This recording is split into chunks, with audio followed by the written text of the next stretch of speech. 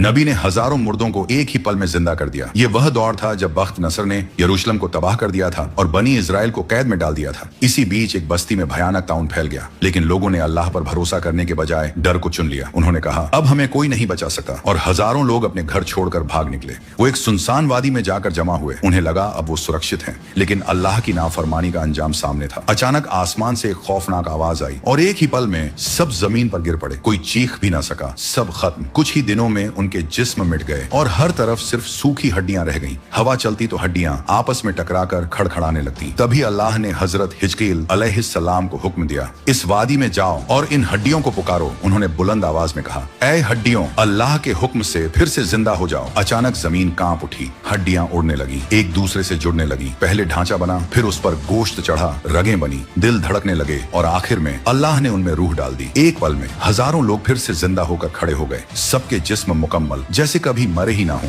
उन्होंने आसमान की तरफ हाथ उठाकर कहा, तू ही मौत देने वाला है और तू ही जिंदगी देने वाला है। जो लोग भागे थे वही फिर लौट आए और इस मौजे को देखकर बाकी लोगों का ईमान और भी मजबूत हो गया। ये मंजर कयामत की एक झलक था जिससे अल्लाह ने साबित कर दिया। कमेंट में अल्लाहू अकबर जरूर लेकर और वीडियो को लाइक और सब्सक्राइब करें।